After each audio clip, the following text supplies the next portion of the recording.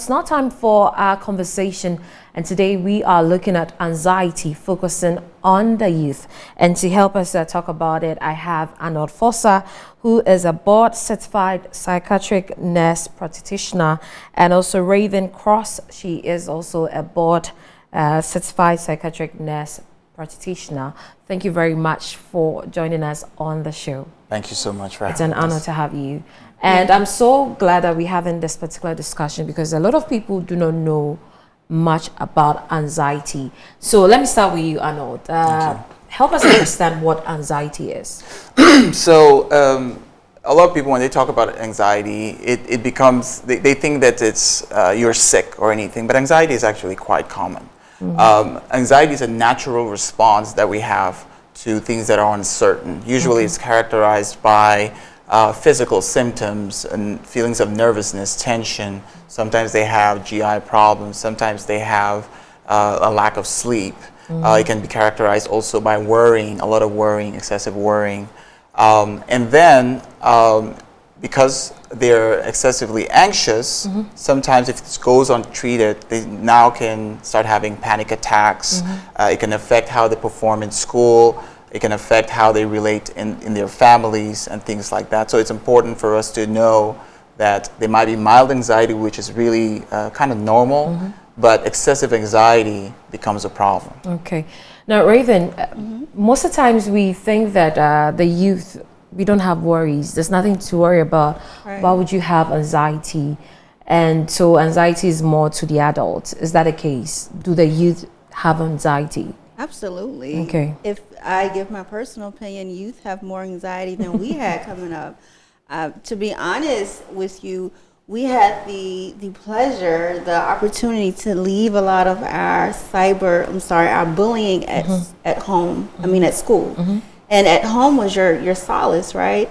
But now it's a continuation. You cannot get away from it. It's a continuing loop of having to constantly be worried about how you're going to be viewed. Are you going to be missing out? Are you going to, be seen a certain way? So they definitely have anxiety. I don't know whether if there's a research about the percentage of youths in Ghana here that have anxiety. But what's the situation in America when it comes to youth having anxiety? Oh, I don't want to give false numbers, but the prevalence of youth anxiety is extremely high. It has been heightened several years due to recent applications, such as I won't name exact applications, but we know what we're talking about here. Yeah, we do. Where you feel like you have to be on, you have to perform, you have to actually become someone else in order to be seen. So anxiety is followed by that, right? Am I saying the right things? Am I doing the right things? So we are definitely seeing the rise in the U.S. Okay, so ARNOLD, that means that social pressures is one of the key factors in causing anxiety. But apart from that, what else causes anxiety? Yeah, so there are a multitude of things. So we have, when we look at any mental health condition, you have influences from our biology, so genetics. You also have influences from our environment, our social environment, so things that are going on at home, and then as well as things that are going on outside home. So a combination of all these things and the pressures of that youth have just growing up in today's modern age, lacking connection, lacking emotional safety where they need to have it. Having so many different opinions on what they should be doing, where they should be going, creating a lot of confusion. Sometimes having different ways of representing themselves online versus in reality, feeling the pressure of the need to keep up facades and things like that, performance, school pressures, sort of keeping up with whatever the peer pressure of the day is. Those types of things worsen anxiety. And then, of course, there is also the way that social media. Yeah, we say social things, but we mentioned the social environment as an influence. But social media comes all the way back home and influences every aspect of their lives.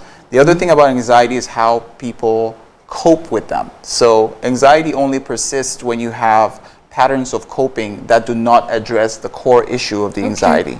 So you would have people, the youth sometimes, they tend to be on their phones a lot, or they would have conversations with their friends that are kind of online and never having face-to-face interaction. So sometimes they lose a sense of how to get non-verbal cues, and they become awkward and in social situations. Maybe they become more irritable, and they don't know how well to express their emotions when they're dealing with that.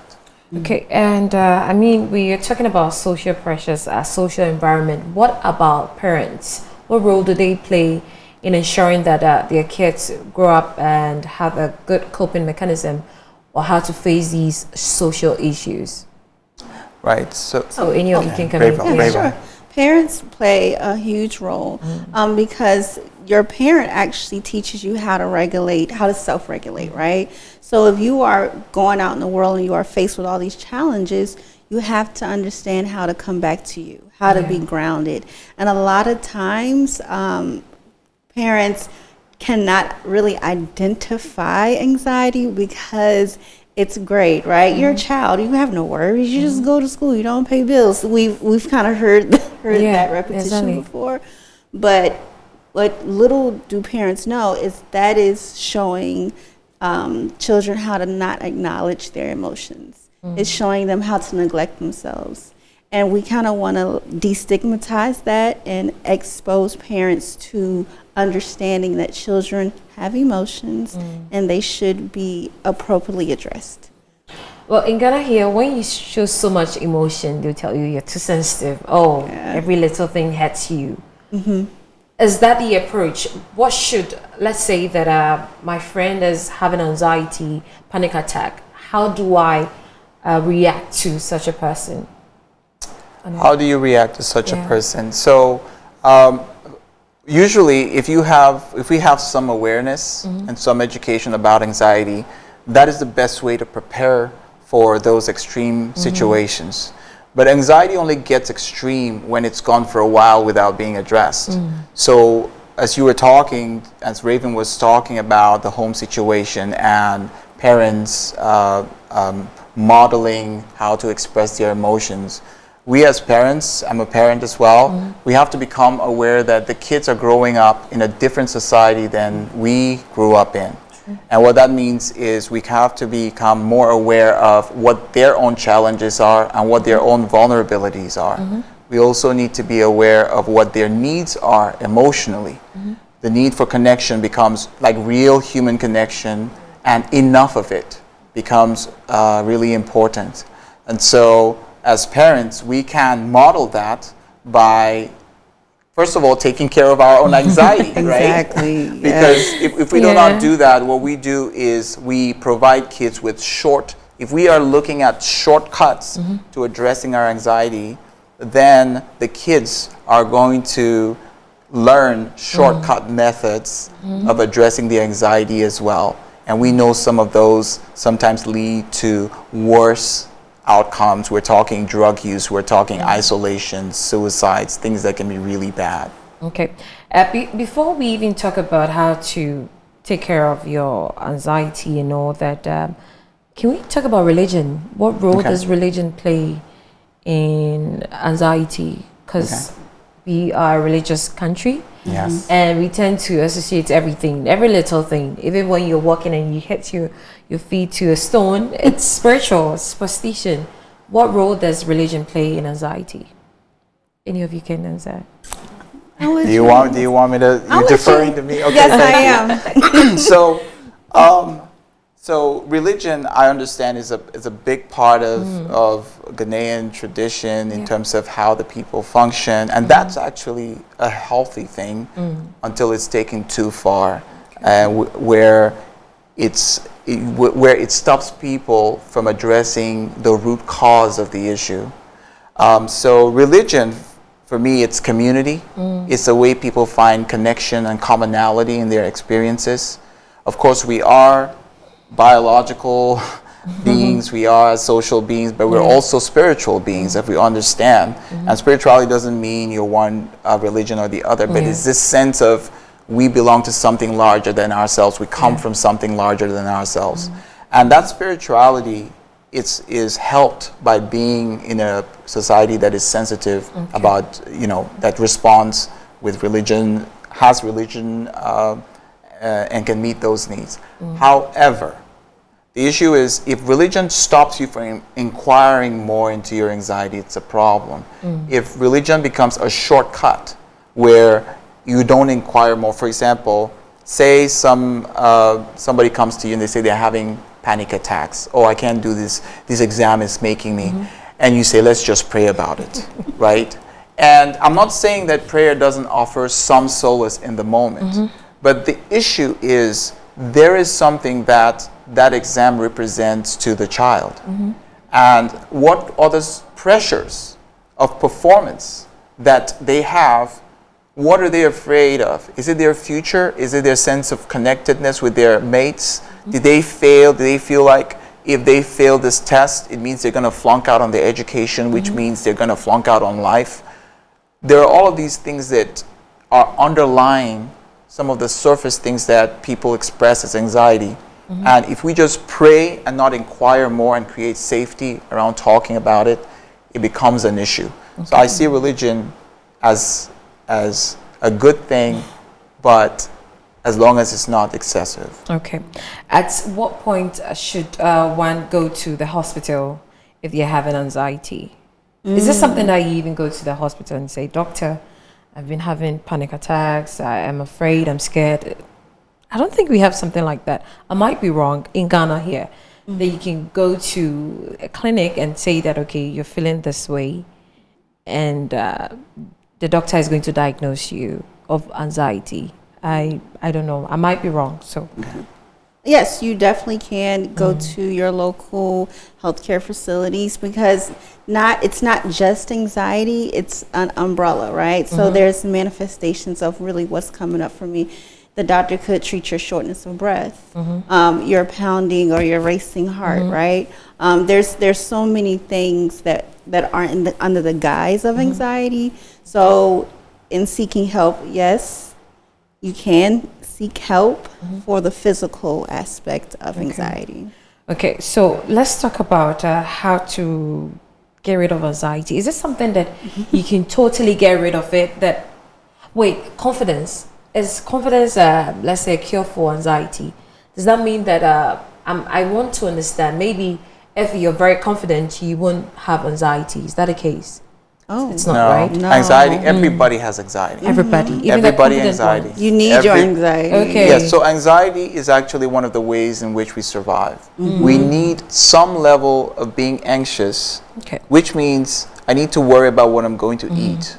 Otherwise, I won't even go to work. That's I have to worry about what my kids are gonna, what their future is gonna look like. Otherwise, I won't save up for their future. Those types of things. I gotta lock my doors at night. You know, those are little snippets of anxiety that make us survive. Sometimes it makes us create. I'm in a business situation. I need to think about other ideas. It gives us this push. So anxiety is helpful, but to address your question, which just to understand it, it was more about resolving. How do you resolve resolving anxiety. Yeah. So anxiety becomes a problem when it becomes excessive. So there is healthy types of anxiety, but there is also unhealthy anxiety. When it starts causing physical symptoms, we're talking GI problems, which is like stomach aches, headaches. Some people get migraines because of that. They lose sleep. Some people, they feel tense a lot. They can't think. Some people end up isolating themselves, or they develop what we call phobia, social phobia, or they don't, fear of heights or fear of this and that. I have a fear of heights. Well, so that's anxiety. That's a kind of anxiety. You know. Okay. So all of these things, to the extent that your anxiety issues stop you from functioning, impede your functioning to the extent that you start having, your life cannot move forward as you want it to. That is when it becomes a problem, right? So we don't just go and say, oh, you have anxiety, go solve anxiety. Right. So again, to sharpen the answer to your question, we resolve the anxiety by, first of all, acknowledging it, that it's there. Yes. Okay. And you want to acknowledge it in a safe way. Because if you tell the wrong people, they're just going to do this, that go sleep somewhere, brush you off, and then you will stuff it further down because you know that people. So there are you know, hospitals. I know you have a mental health act here, we do. and your government has tried, and I know that there's some shortcomings with that, to implement policies that would help people access mental health, and that's a difficult process. You have to the stigma is real, basically. Okay, so as long as we're acknowledging it, the next step would be to determine the severity of it. So there's anxiety. How bad is it? How long has it been going? What's it stopping you from achieving? Right, and then after that, determining the severity, which may take an expert to do. We figure out what the treatment is, and the treatment of anxiety is broad. Okay. Right. There are coping skills that we could teach people. We help them understand. We call psychoeducation. We teach them about the anxiety and how to address it. There is counseling, which has more to do with inquiring into and offering guidance for the anxiety. And then there is, and these are all sorts of treatment. And then there are a variety of other treatments, therapies, cognitive behavioral therapy, interpersonal therapy. There is treatments, for example, there's this thing called EMDR, which is another specialized treatment. And then in some extreme cases, people need to take medication. So that is not beyond the treatment. Okay, so is that maybe an agency or a foundation that you're part of that I'm sure that viewers are interested, maybe they can reach out to you, or a number or something that they can reach out to in case they need help? All right, so we partner together with my company. It's called Verdant Behavioral Health. It is. My director says he wants to hear the lady's voice. Sorry, go ahead. Okay, yeah. So I partner with Arnold's company, Verdant Behavioral Health. My company's name is Fresh Air, and together we serve the community, and all types of disorders. Right. So if someone is trying to reach us, they can easily reach us through. We have a presence on social media. We have our email contact. We have. Please put it out there for them. Yeah. Yes. Do I just say it now? Or? Yeah, say it now. Okay, so they can reach us at www.verdantbehavioralhealth.com. They can reach us also at freshairllc.com, fresh spelled PHRESH. Okay. They can reach us on our social medias that have the same name. Okay. That's about it. Yeah. Yeah. So come in with your last words before we wrap up. Sure. Yeah. Any last words? Yes, any last words? Oh, yeah. So last words, it's really about awareness, acknowledging anxiety, and offering a safe spaces, and allowing people to talk about safe spaces where people can talk about the anxiety fully, so that they can address it. All right. Thank you very much for joining us. It's been an insightful conversation, and I'm sure that our viewers have really learned a lot. I have learned quite a few. So yes, we have been talking to ARNOLD FOSAH and Raven Cross. They have been helping us understand anxiety. I hope you learned a lot.